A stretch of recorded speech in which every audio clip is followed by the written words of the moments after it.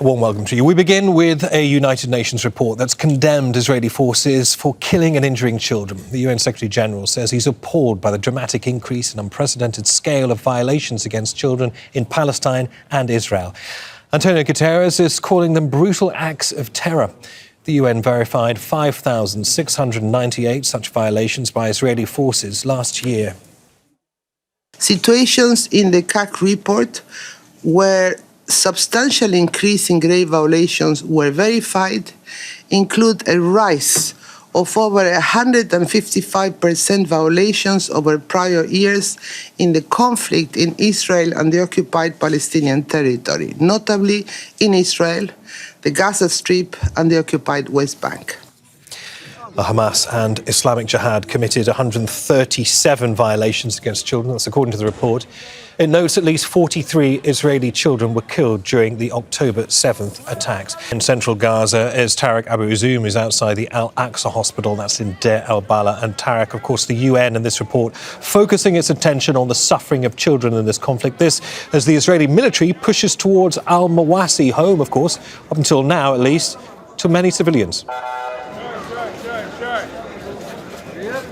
Well, generally, Palestinian children were generally affected from this ongoing military offensive across the Strip. They have been multiply and internally displaced from the houses. They were forced, instead of getting education, to line up for long hours in the front of water stations in order to get some gallons of water to return back with to their families in order to survive. And this is the grim reality. We're talking about thousands of Palestinian children being killed since October the 7th, and there are still thousands right now being deprived from having education and similar rights as other children around the globe. But this is absolutely the grim reality in the Strip. Now, even in light of the Israeli ongoing attacks on Al-Mawasi area, this place has been a general shelter for thousands of Palestinian children who tried to follow the orders of the Israeli military to seek refuge in Rafah. This area later that has turned to be a battle zone between Hamas fighters and the Israeli army, as gradually later the Israeli military tanks started to advance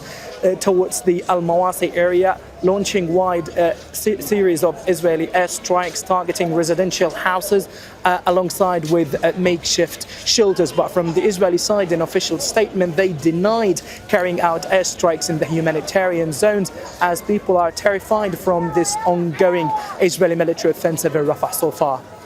All right, Tareq, many thanks for that. Tareq Azoum there in Deir el-Balah. All right, let's go to the UN now. Gabriel Elizondo's standing by. And Gabe, the UN, of course, very much the source of these extremely damning findings. How are the details resonating there? Well, Virginia Gamba, the Secretary General's special representative for children in armed conflict, said that they are certainly disturbing numbers. That's putting it mildly, quite frankly. There's a lot to unpack in this report that's more than 100 pages long. It is jam-packed with all sorts of numbers.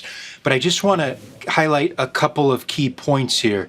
And that is the numbers cited in this report, as bad and horrific as they are on the number of Palestinian children killed by Israeli forces in Gaza, the number in reality is much higher. And that's a fact because the UN report only looks at cases that the UN can independently verify.